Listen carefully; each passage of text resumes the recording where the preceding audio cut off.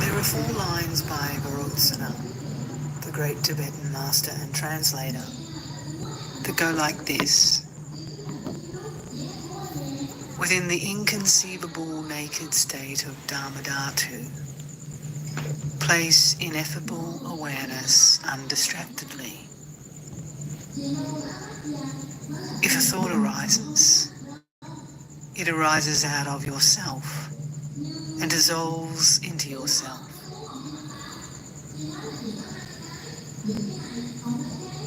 There is no basic view, meditation, or instruction superior to this.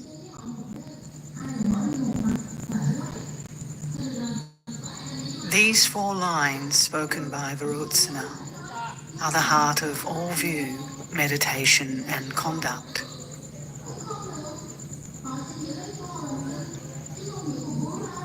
You hear about the vital unity of space and awareness, of yin and rigpa. Yin is the Tibetan term for dhatu, referring to Dharma dhatu, the naked state of basic space. Dharma dhatu is not something you can think of, as it is not conceptual. The inconceivable, or literally unimagined Dharma dhatu, is not an object of thought. Within this basic state, without distraction, simply leave rigpa, awareness, which is ineffable.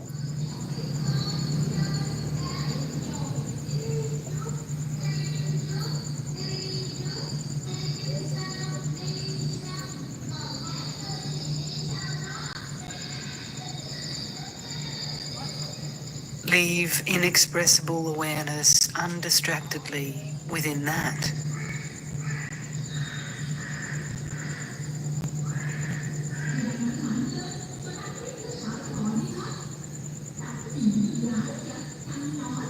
A thought may arise out of yourself, but it dissolves into yourself.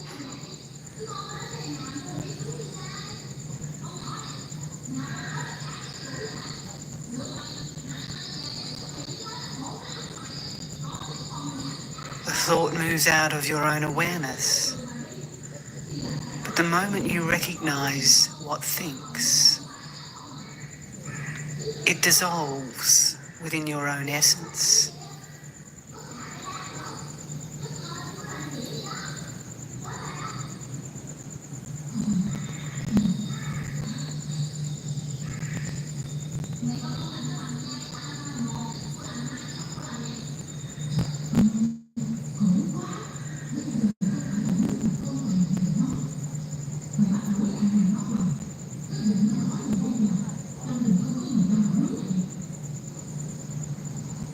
What is meant by basic space, Dharma Dhatu?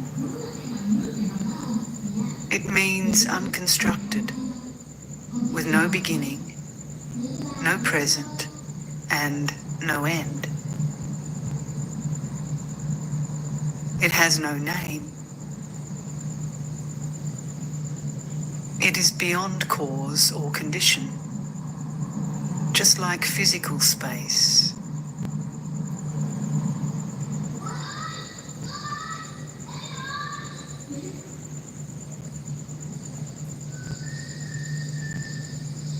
We have never been apart from unconstructed space, not for even one instant. It is the very nature of mind.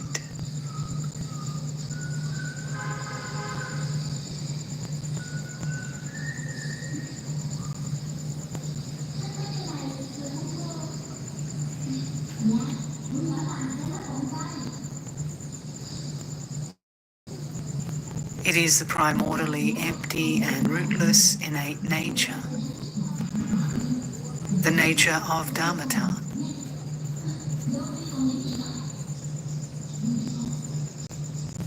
All other things come from somewhere. They have a source, but unconstructed space does not.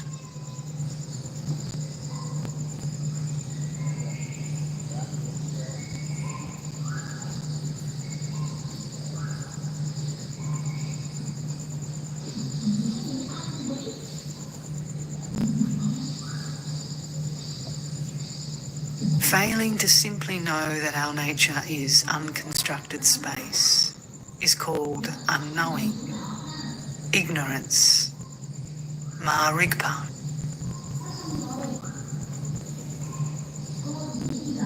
Knowing this with natural cognizance is called rigpa.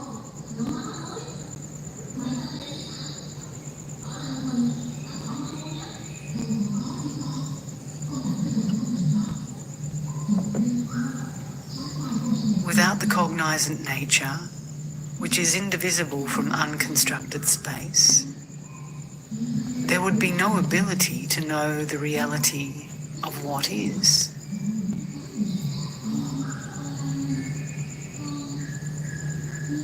This indivisibility is described as the unity of space and awareness, or the unity of space and wakefulness.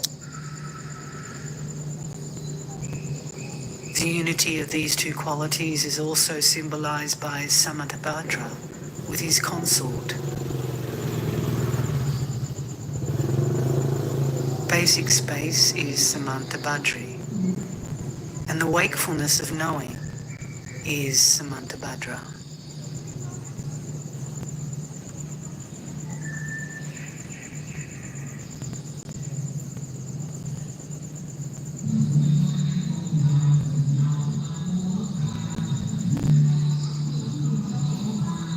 This unity is our true nature. The space quality is Dharmakaya.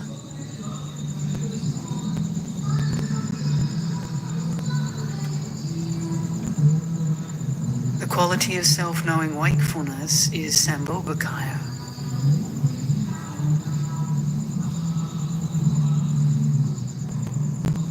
And the moment of acknowledging this unity is called Namanakaya.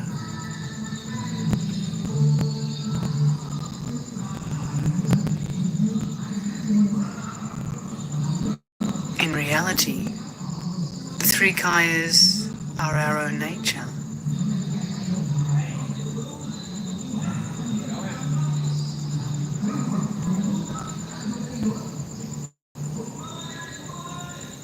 If you fail to recognize what is real, then conditioned experience takes over in an innumerable variety of ways.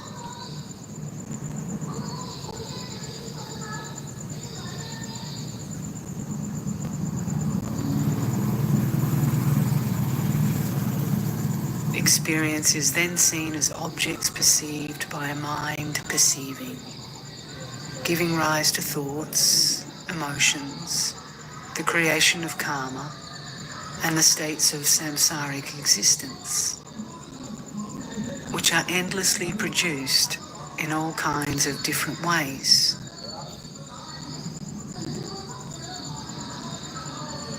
This is called dharmata, getting overtaken by dharmas, reality, overtaken by conditioned phenomena. However, in the moment of recognizing your natural face, conditioned dharmas dissolve into dharmata.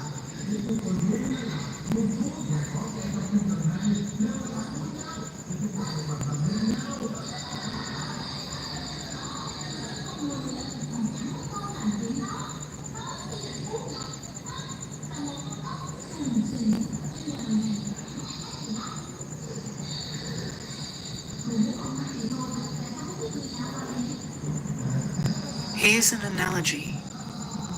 In this world you have day and night. Dharmata is like daytime, and conditioned dharmas are like night. During the day, the darkness has subsided, and you cannot find it anywhere.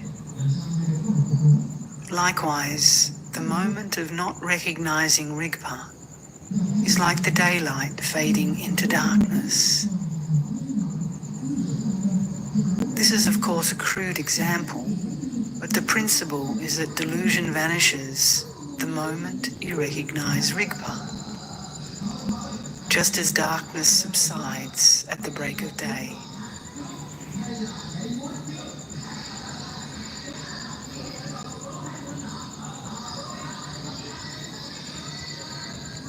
All of samsara and all of nirvana, all these states take place nowhere other than within one single basic space.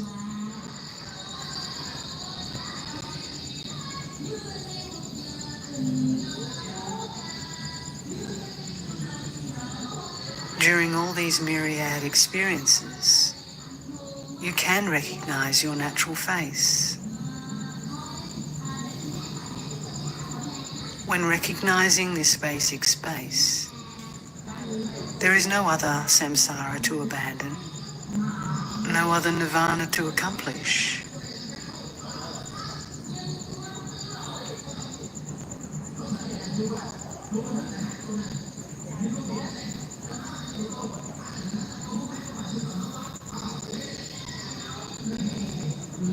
For ordinary sentient beings, there is day and night.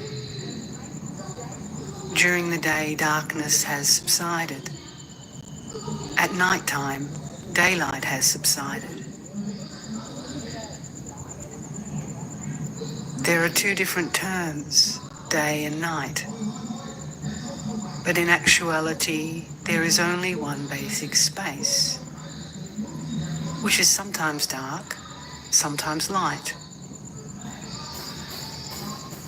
During the day, darkness is latent.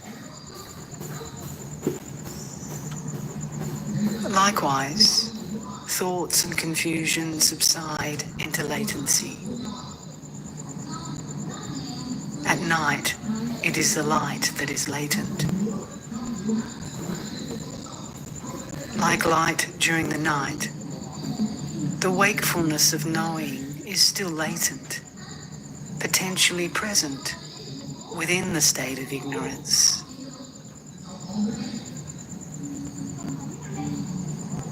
It does not mean that Rigpa, Yeshe, disappears or is irretrievably lost. It is only latent during dualistic mind.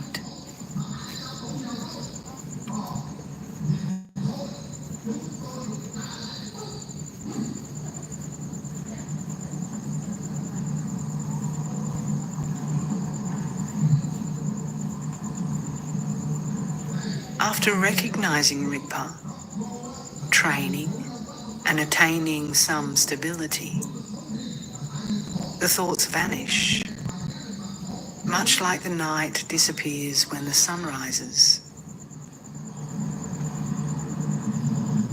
For the primordial Buddha, Rigpa, there is no duality of samsara and nirvana.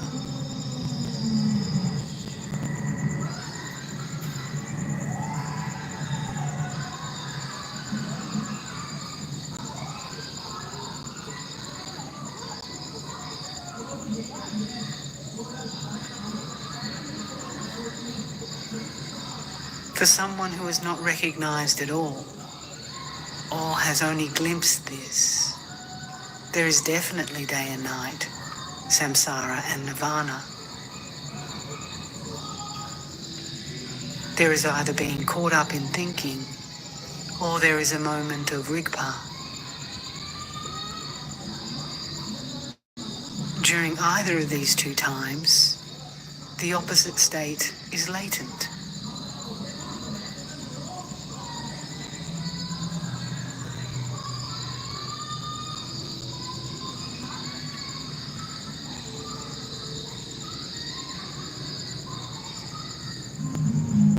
To continue Varotsana's verse, if a thought arises, it arises out of yourself and dissolves into yourself.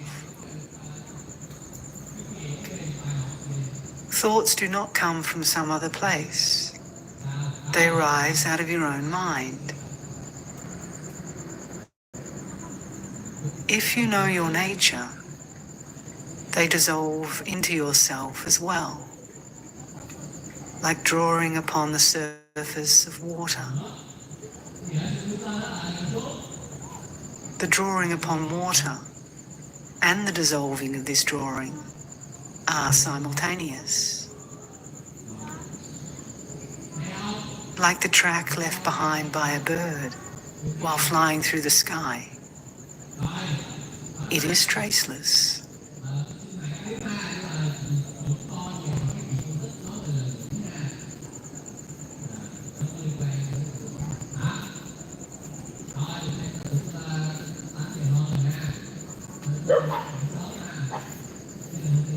There is no basic view, meditation, or instruction superior to this.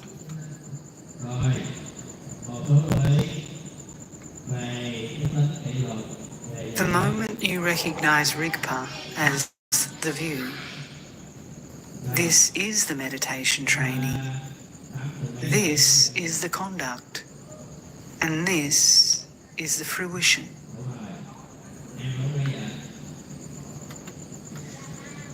At that moment, all of samsara and nirvana are subsumed within the state of Rigpa, in one sweep.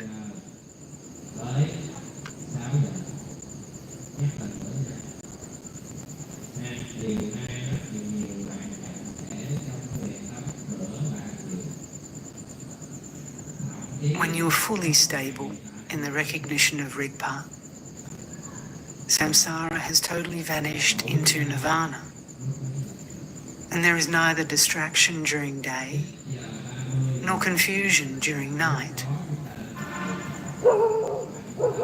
There is only one, the oneness of Rigpa.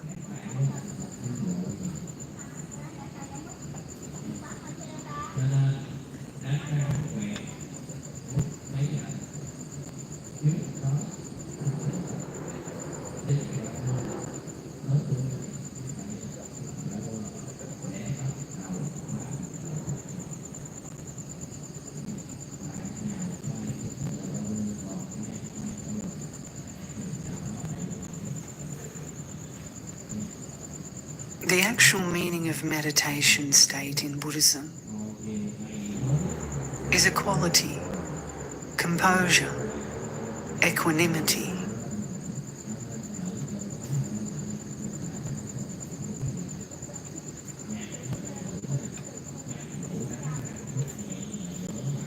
In the moment of recognizing Rigpa, there is no need to accept or reject, avoid or adopt, hope or fear.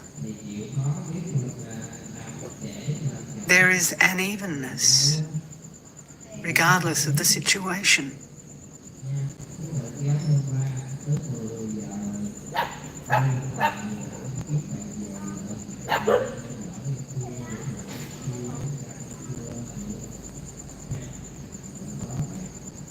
The very basis for such equanimity is this present wakefulness, without which we would be corpses, only physical bodies, material forms. Yet now we are alive because of this present wakefulness.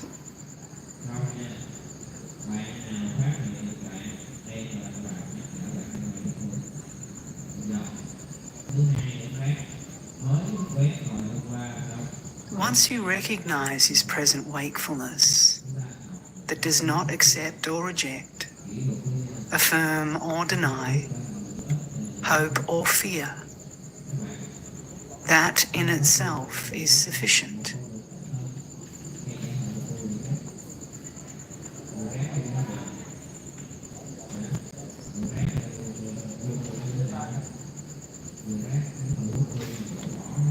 It is not your mind from yesterday or from last night, tomorrow or next month. It is this very moment, right now.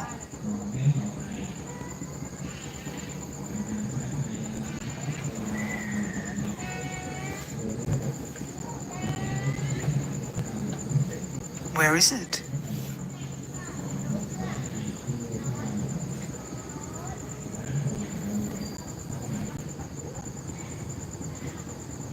Can you find it?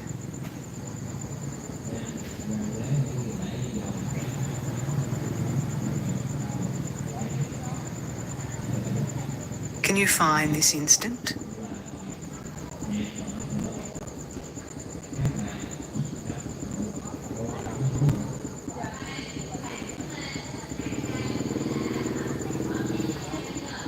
Recognize this instantaneous wakefulness.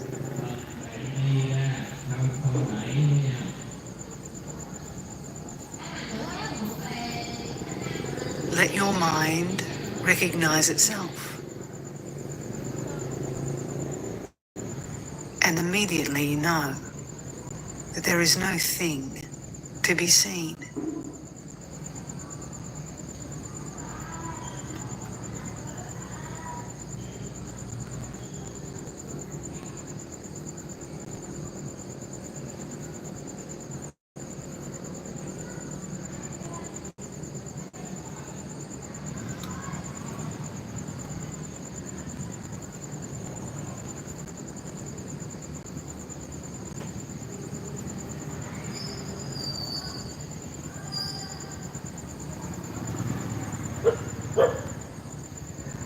This is just as Rangjung Dorje, the third Karmapa, sang.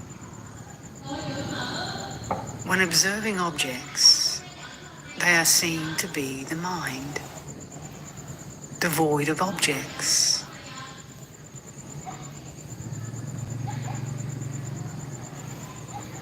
When observing the mind, there is no mind, as it is empty of an entity.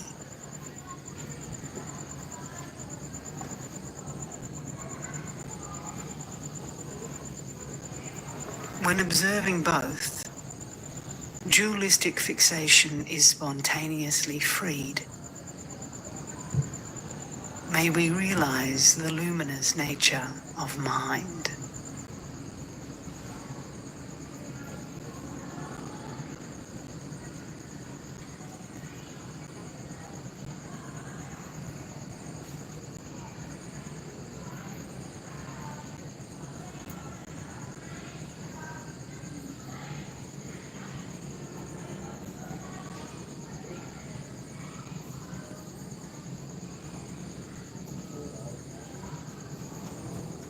When examining outer objects, you understand that there are no real objects. There is only the perceiving mind.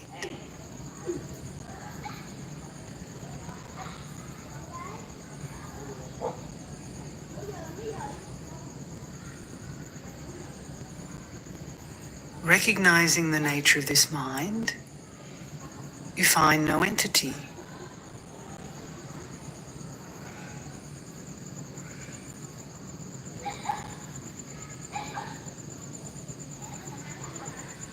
When looking into both subject and object, the fixation on duality dissolves. The existence of a concrete object and a separate concrete subject simply falls away.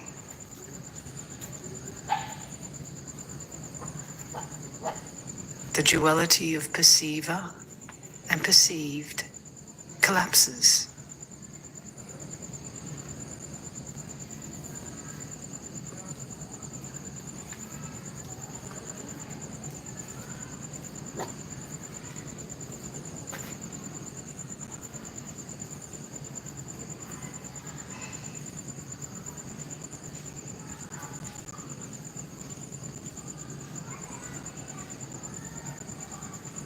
May we realize the luminous nature of mind.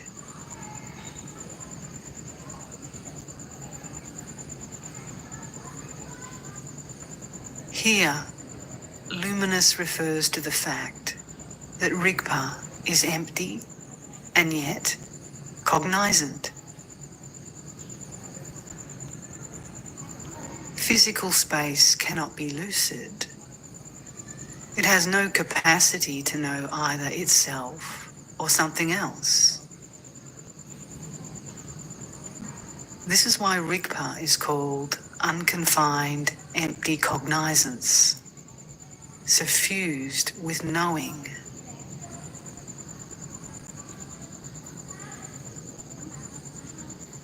It is the unerring, original, natural state.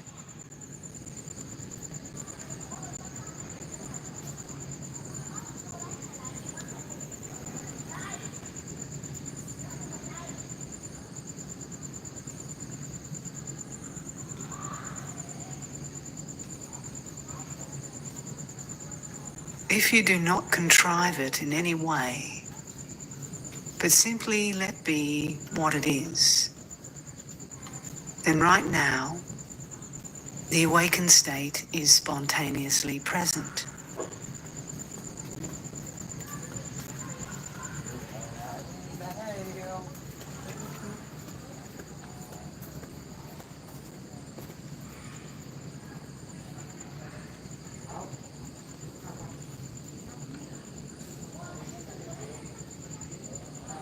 Your immediate, natural, present wakefulness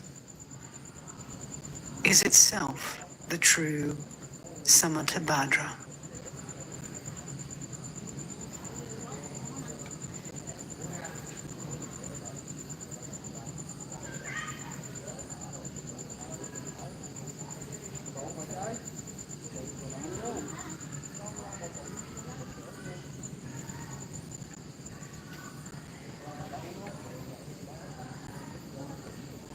In short, giving up doer and deed, rest in non-doing.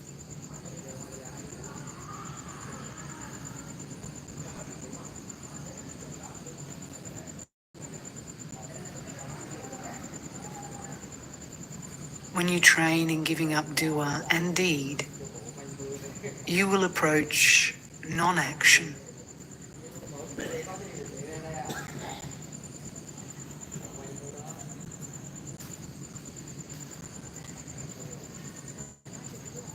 Doer and deed refers to the subject-object structure. When you recognize mind essence, do you find any place from which your thinking arises? Any place where it dwells? Any location into which it vanishes?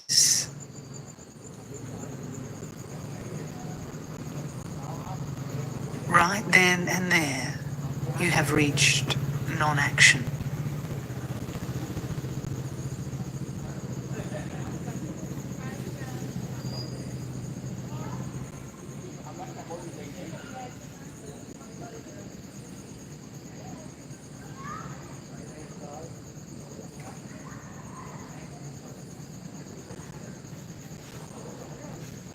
Consider this.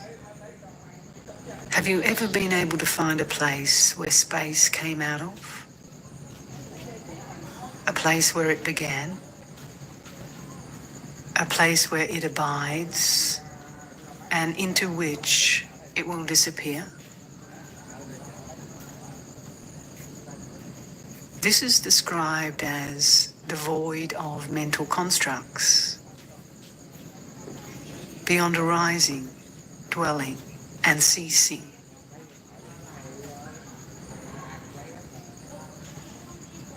It is also called non-action.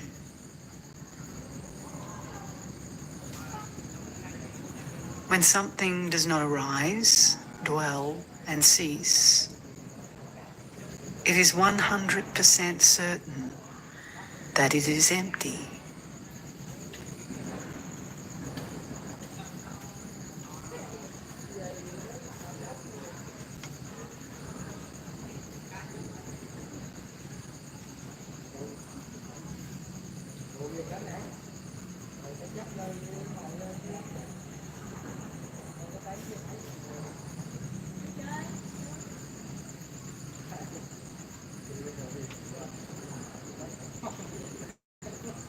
So, mind is empty.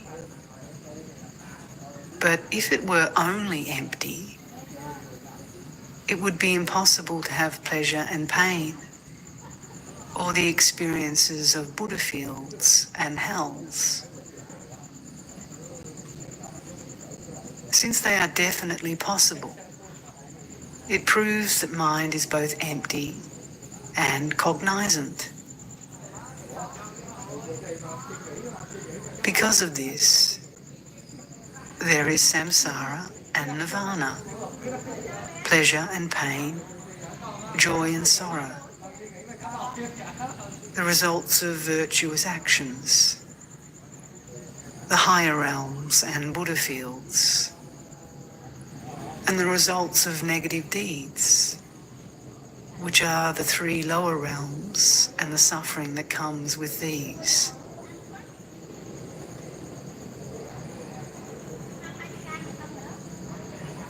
There is samsara below, nirvana above, and in between, the path that is the karmic actions of good and evil. All this cannot be denied.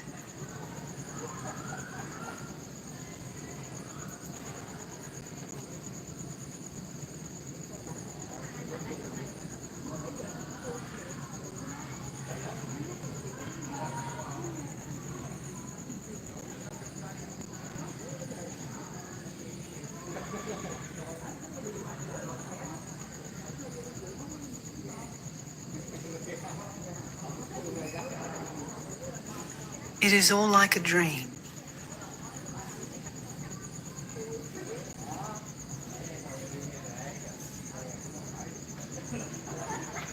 We have not yet woken up from the deep sleep of ignorance.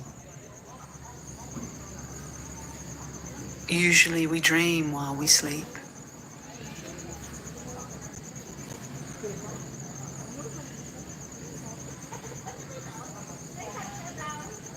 The moment we wake up, we do not dream anymore.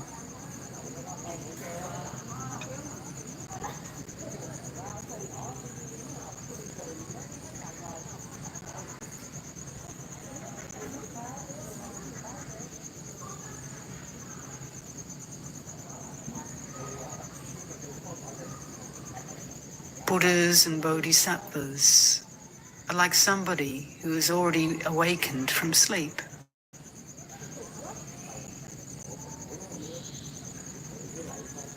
There are all these different dreams, pleasant, unpleasant, fascinating, horrifying. But at the moment we wake up, where are they?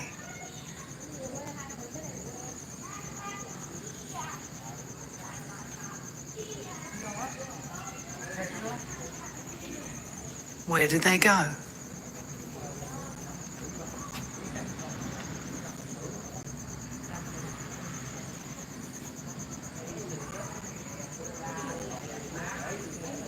Since they are just habitual tendencies, how can they come from anywhere or go anywhere?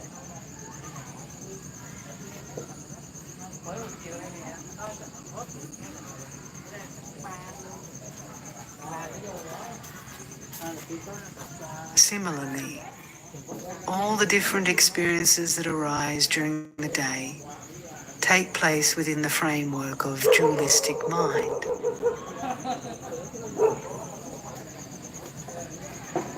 The moment dualistic mind is suspended in rigpa, the moment thinking dissolves, the outcome is the wakefulness of knowing, rigpa yeshe, which is essence without thought.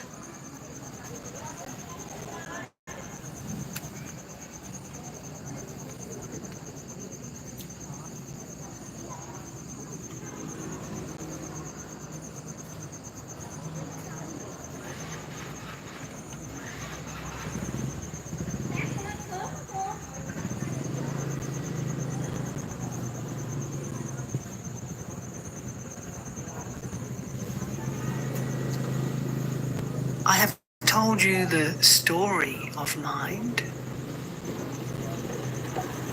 Now you need to train in the unfabricated present wakefulness that is only possible through recognition.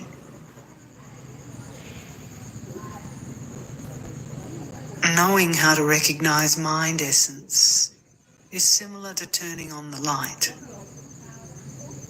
It doesn't come on unless you press the switch.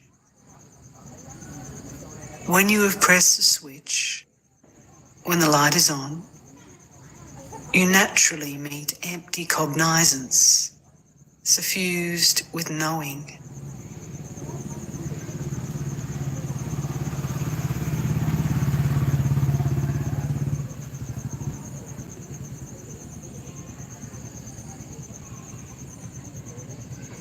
This is exactly what sentient beings never do.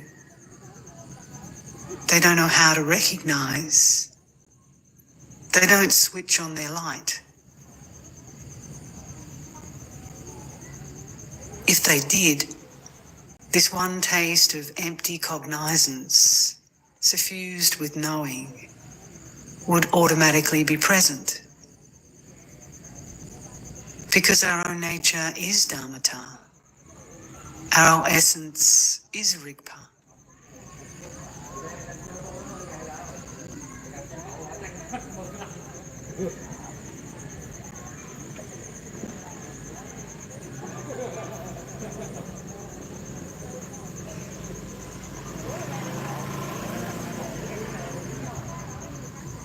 But even if sentient beings do happen to glimpse the natural state,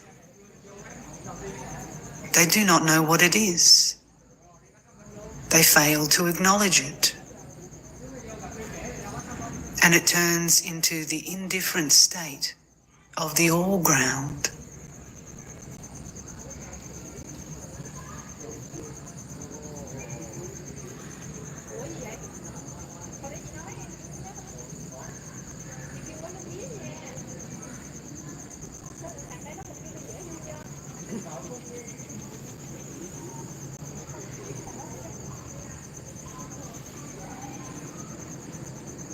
When you are face to face with your nature, if you do not begin any striving in terms of samatha and vipassana or ordinary confusion, you have already seen the essence of mind.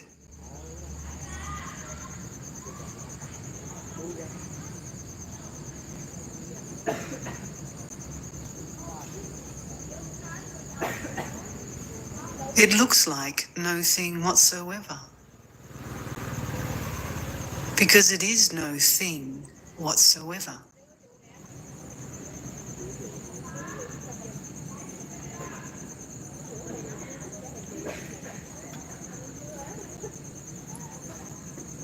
There is no thing that you can label or describe.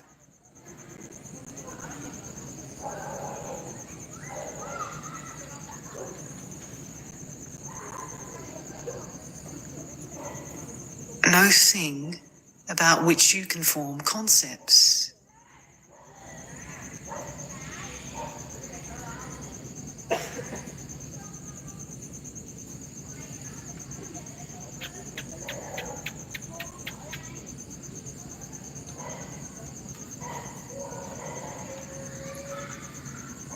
It is beyond thought, word, or description.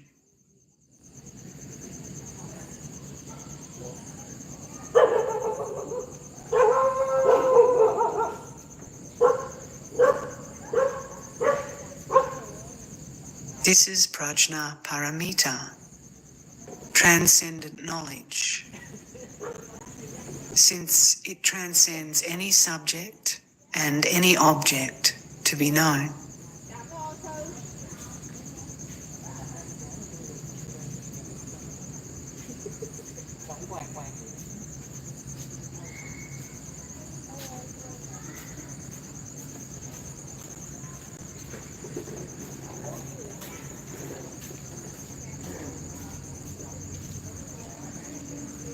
Let me repeat again the famous quote.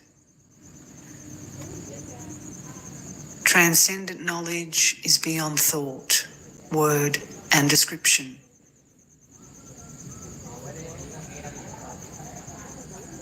It neither arises nor ceases, like the identity of space.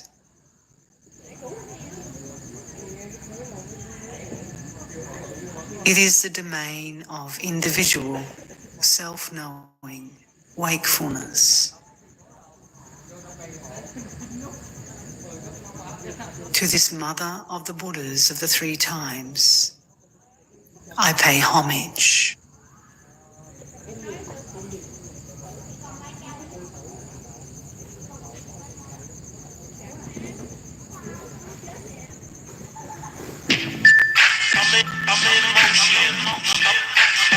Ladies and gentlemen, my name is Andrew Callahan.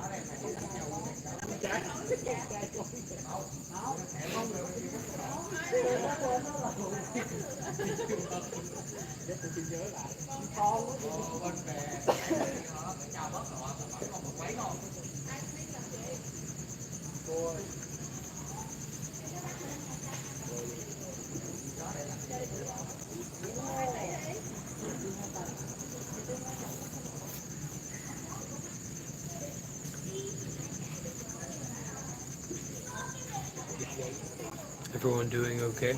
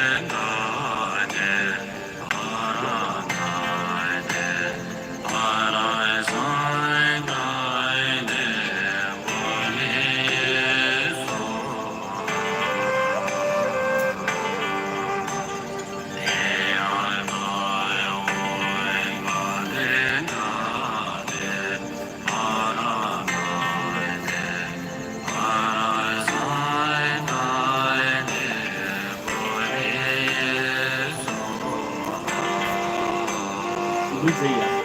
I'm not busy. How are you doing? Đâu không đeo thì chắc không biết gì. Okay, let's go.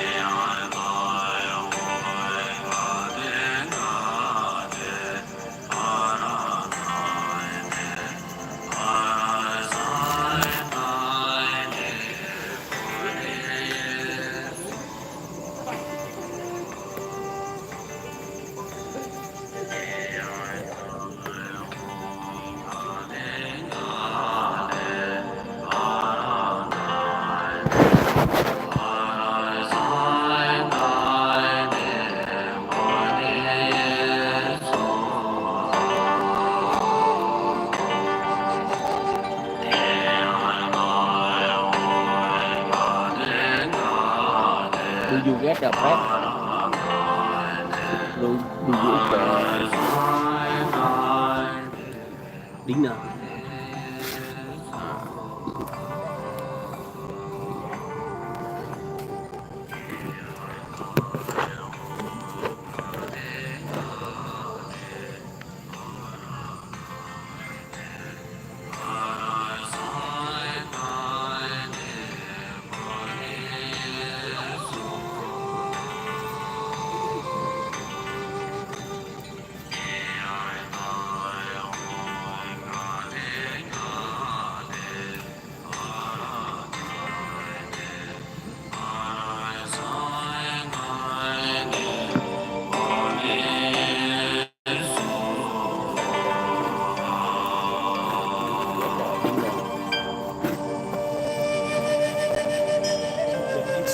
Yeah, if now if you need to get bread.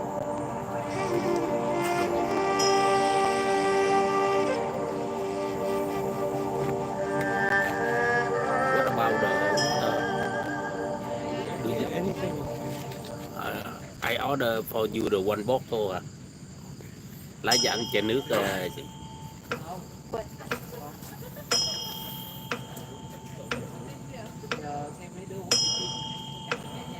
So the first July you go to with the Monday.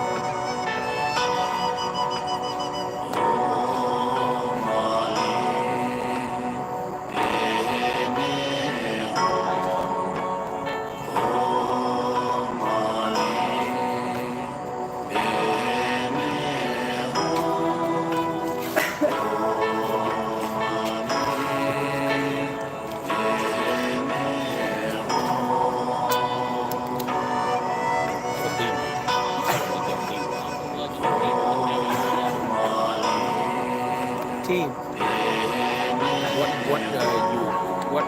What do you do? This for this kind of like opening the door of the monastery. So before old time.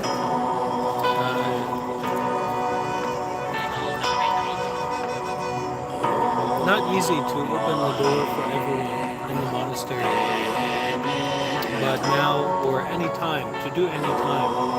But now with this can open any time. So team is mainly people who are supporters, people who are donor, and they remember about me, so they come back, and we can practice meditation together. So now you meditation with us. Now I see the 7 new people that join with you. But it's not the same as Vietnam. So because you have the culture here for the Buddhism, for the relationship with the monk or the teacher, but in the Western, the culture I come from, we don't know about that. So we just stay connected to support each other. Anyway, everywhere we try.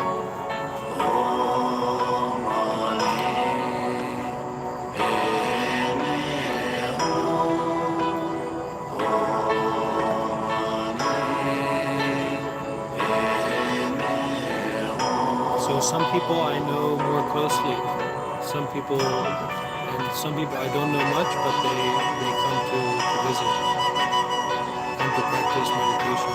But then, how they know you and they call with you? Just from I go around to many places, and people hear about me, so they invite me to talk, or they just come because I open the door of the monastery, open the door of the online monastery, make accessible, so then people can find. But same, before have the Vietnam meditation retreat, so many people interest, they like to support, they like to be close, but we are different culture, right? Vietnamese and Western, so they're not, even language, we cannot communicate so much. And then for the Westerner, they want to stay close, they want to be involved, but neither of us have much experience to the monk culture, or the teacher culture, teacher-student culture, community, meditation community culture. So some people they stay close to me because they know about me naturally in their heart, so they stay close. And I know about them a little bit also.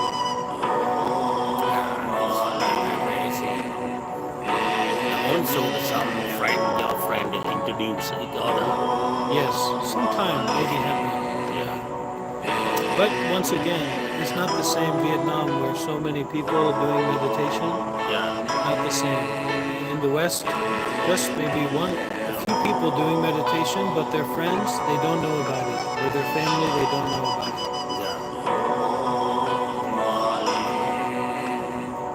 Same with families. So especially like in Myanmar, if the son becomes the monk, then the family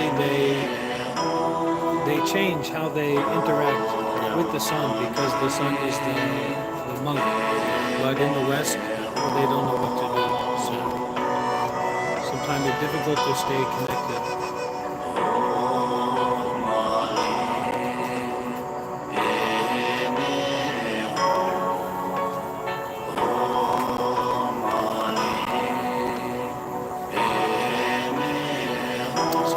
One thing I can do is because I have many faults, many problems, many suffering, many mistakes.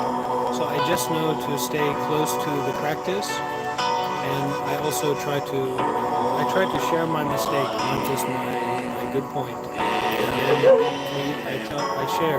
We all try to stay close to the practice. That's it. But one thing I wanted to ask you, meditation. When I breathe in my head heavily, it means the suffering. You have to rest a lot. Health is most important. Yeah. So you have to take care of your health and to rest and relax, and then you can meditate easily or naturally, like I was telling you.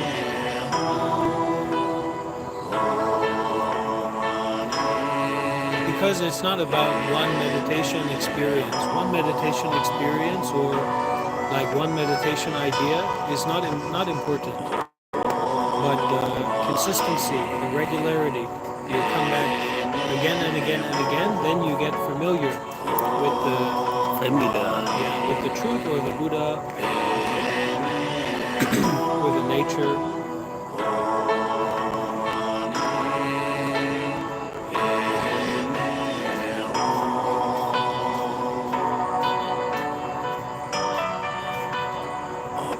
Same. If I just by myself, maybe difficult to meditate. So if I listen to Dharma talk, easier to meditate. If I am with the others who want to meditate, also easy to meditate. So we can listen to Dharma talk on our own, or we can have the place like this and talk alone.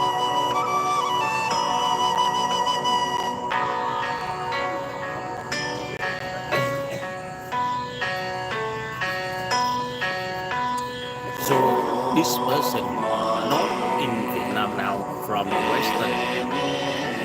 From America or from Australia.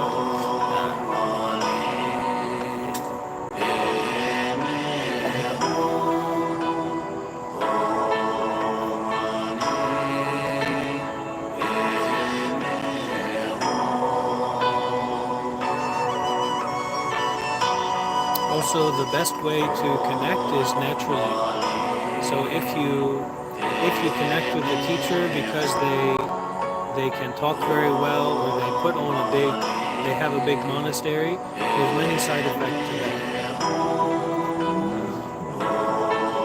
Same with the teacher. If they're looking for the student or they're trying to get the student, many side effects. It can be doing good or it can be good things, but many side effects that keep us from the real truth. So it's always come back to you, because if your mind knows the Buddha, that's most important. And that's how we can help people the most.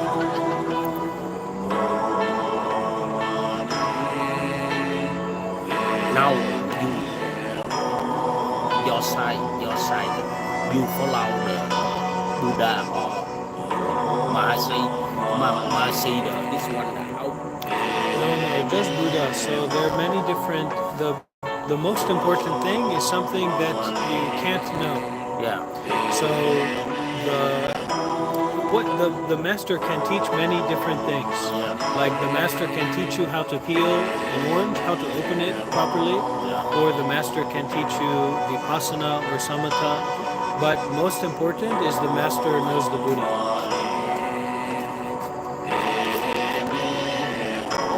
Oh. Really? Oh, Azirafat, Mofat. No wants to come on Mofat. Yes. Anna, Yes. I see it means the official focus breathe in and breathe out in the noise. The noise.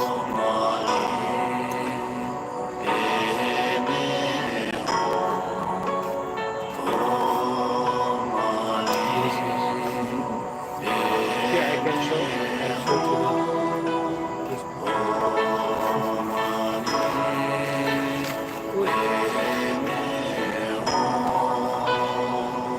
Utama.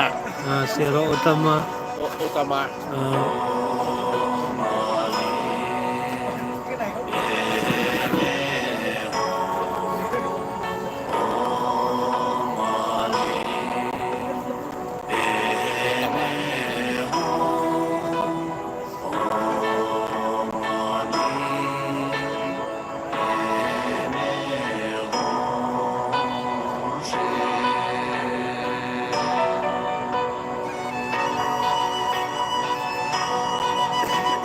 Because there are many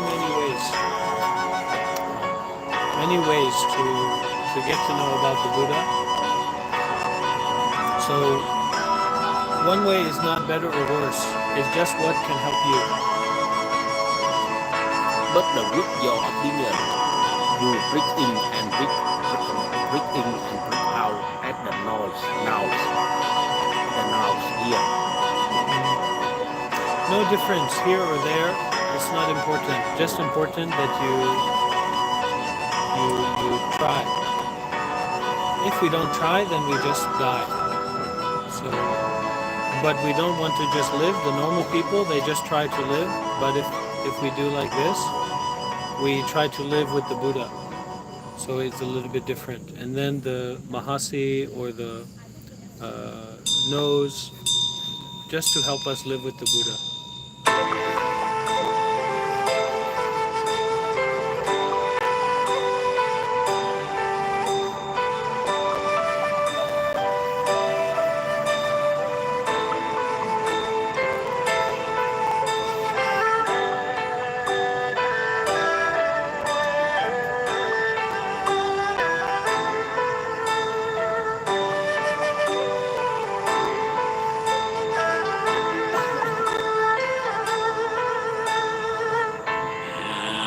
Now you still the teaching meditation on the Vietnam with everybody.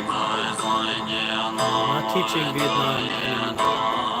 I teach for less and less people during this time because I focus more my own practice.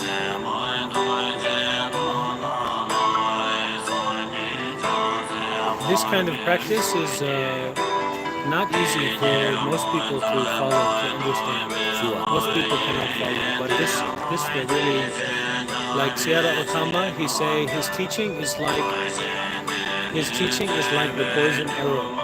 So when you get hit with it, it's not too strong, but the poison take a long time and then it make a deep effect. So my poison not as strong as Sayadaw Gautama, but I will try to help.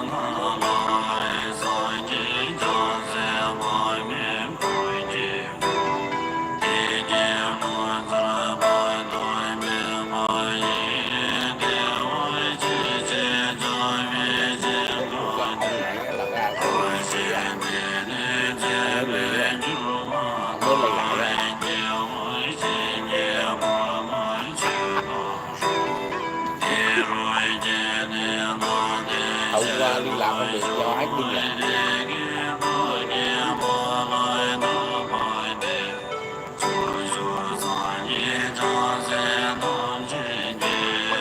And most important also is the patience. Yeah. So just patience. Sao?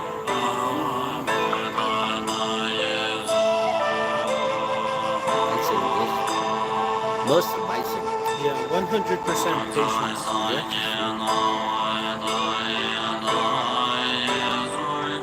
Even the breath in, breath out, you breath 1,000 times. Not easy to get. It just helps you to make more patience.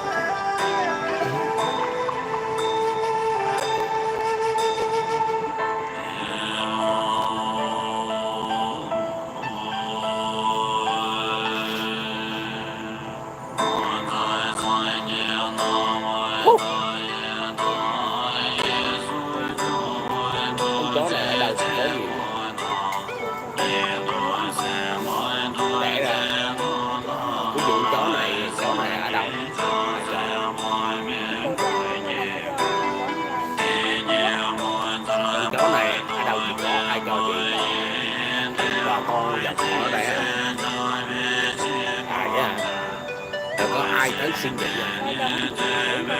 cho mấy con cho hết á. 4 con này có người xin chưa? Chưa bác. Nó dễ thương vậy.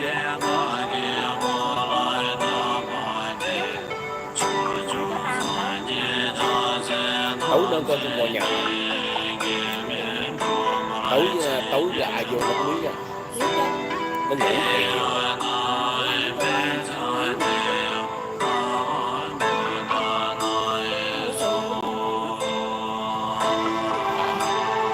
thì chị ngủ rồi nó có thể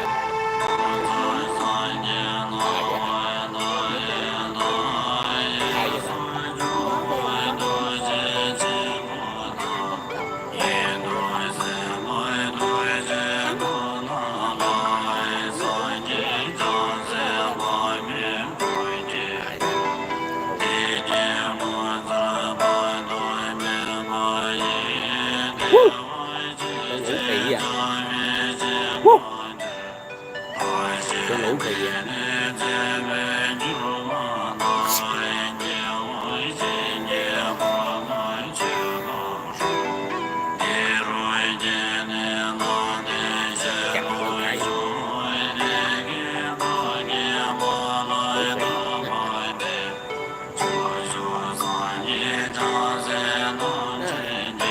nếu mà ở nhà lấy con gì đi chơi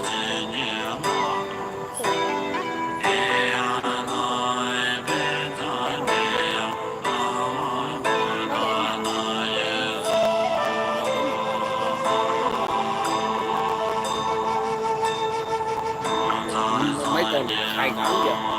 Đâu làm trốn nó đẻ Đâu đừng không dám.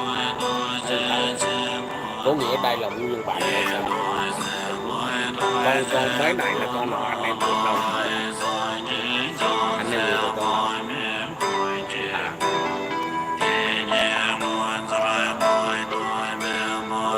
Con này sao? Cái này.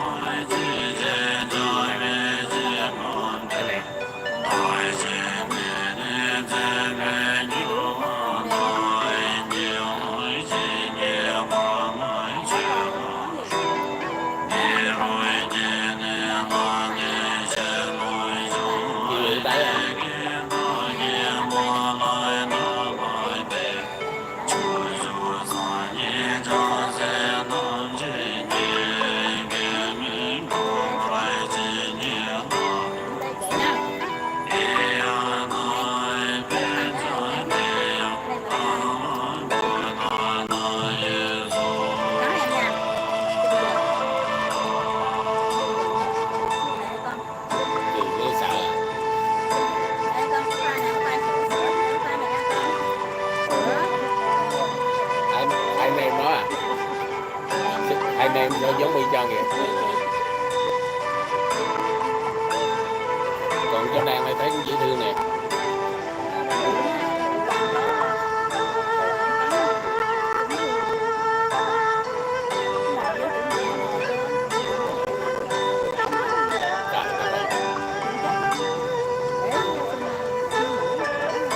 Nó tưởng đâu mẹ nó bò vô à.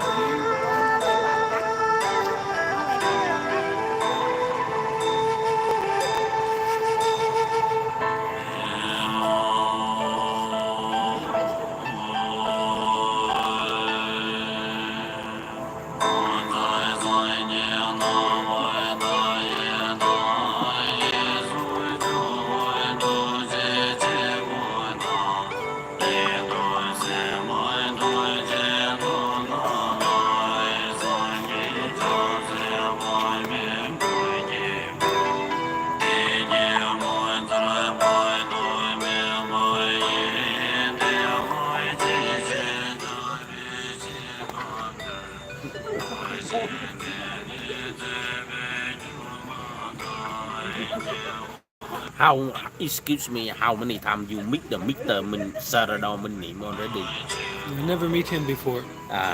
Never. He very famous in Vietnam. If he come to here, I think there's so many the meditator. Yeah. So many. some hundred, even 1,000, 1,000 people Yeah. following. Anh nói đồ ổng, anh vừa dặn sao đồ, bữa nay hôm nay có mà, Cái gì? mai có đồ, mai có, nói gì nữa? Đồ ổng à? Ông Đạt mua cái gì? Hai bộ. Ông Đạt 2 bộ đây à? Hay là hẹn ổng chiều nay nhưng mà sao? Mưa, trời mưa nên nó chậm hàng. Chậm hàng à? Đồ mới à? She said today you order the 2 set. This one, but today delay tomorrow half. Oh, okay. Yeah, tomorrow. Come Yeah, on. tomorrow. Today she said that it's trend. Some people not bring to here. Tomorrow they bring to here for you. Rồi mai nha. Sáng đến chiều đi hả? Chiều đi, sáng trưa mai nó giao à. Afternoon tomorrow. Okay. Chiều mai. Rồi. Hồi nãy lấy 2 trái quýt với chai nước. Please explain the 5 aggregates Nãy lấy 2 from the trái cam. perspective of Guru Padmasambhava. Với For someone chai who này. doesn't know much about Nhiêu? Buddhism. Trên nước trong hả? Thì không. In the tradition of Guru Padmasambhava, the 5 aggregates, known as skandhas in Sanskrit, are understood as the 5 aspects of human existence that together create the illusion of a self. These are the elements that form our experience of being, and understanding them helps dissolve the sense of a permanent, separate self. To explain this simply, Guru Padmasambhava would likely describe these aggregates as impermanent and interdependent. Here's a breakdown of the 5 aggregates, explained in a way that fits his teachings. 1. Form, rupa, the physical body. This is the material aspect of life. The body, senses, and physical surroundings. Guru Padmasambhava would likely explain that the body is impermanent and subject to change, decay, and ultimately death. The body is an expression of energy, not a solid or permanent self. 2. Feeling, vedana, sensations and emotions. This refers to the sensory experience of pleasure, pain, and neutrality that arises from contact with the world, e.g., taste, sound, sight, etc. Guru Padmasambhava might say that feelings are not fixed and are constantly changing, showing how attachment to either pleasure or pain leads to suffering. They're fleeting, arising and fading away like waves in an ocean. 3. Perception, samjana, recognition of things. This is the mental process of identifying objects, people, situations, and experiences. It's the way we conceptualize and label things in the world. Guru Padmasambhava would point out that perception is a kind of mental fabrication, a story we tell ourselves about what is real. Our perceptions can be distorted, and we often mistake our perceptions for truth, creating a false sense of self in the process. 4. Mental formations, sankhara. Thoughts and intentions. This refers to mental habits, desires, and actions. The thoughts, ideas, and intentions that shape how we respond to life. Guru Padmasambhava would highlight that these mental formations are karmic. They arise from past actions, thoughts, and decisions. They constantly shape the way we view the world and act in it. If we're unaware, these habitual patterns can trap us in samsara, or the cycle of rebirth and suffering. 5. Consciousness, vijnana, awareness. This is the awareness or knowing that underlies all experience, the mind itself. In Guru Padmasambhava's teachings, consciousness would be seen as the light that shines on all things. However, like the others, it is also impermanent and dependent on the interaction of the other aggregates. There is no permanent self that is aware. Awareness is simply a process that arises from the interaction of all these elements. The illusion of self. Guru Padmasambhava would explain that when we cling to any of these aggregates, thinking the body is me, the feelings are mine, etc., we create the illusion of a fixed, permanent self. However, all of these aggregates are changing and impermanent. The real insight is that the self we think we are is just a collection of these aggregates, and none of them is truly us. This insight is what leads to the realization of emptiness, shunyata, the understanding that there is no solid, unchanging self beneath the aggregates. The aggregates, like clouds in the sky, come and go, and are interconnected but not permanent or substantial. This understanding can help free one from a... Well, the retreat ends on the 28th. 28. Yeah. Yeah. 28 and 1st July you meet the Saradom Manim. So from 28 to 1st July, where do you go? What about your plan? Not sure. Not sure. Maybe stay in here more and also go somewhere. Yeah, maybe. Excuse me, you can drink wine or not? Drink Drink beer wine? or beer. Well,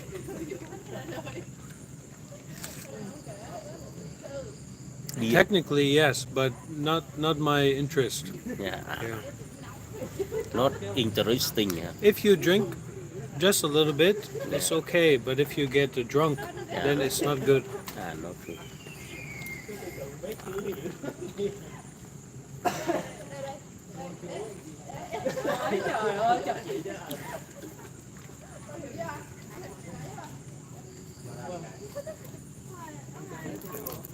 So this one for you.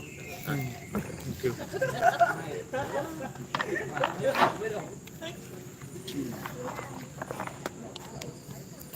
What in the morning? What time do you wake up? About 4:30. 4:30 and meditation. After that, Go to the because I taking care for the meditation retreat, I see. so I have to drive them around and take them around. Yeah.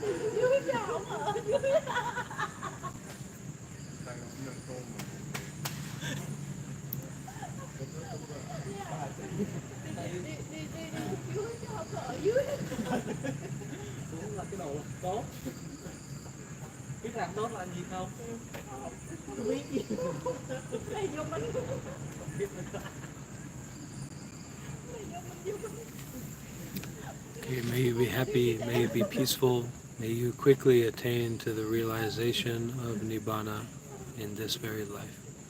Sadhu, sadhu, sadhu.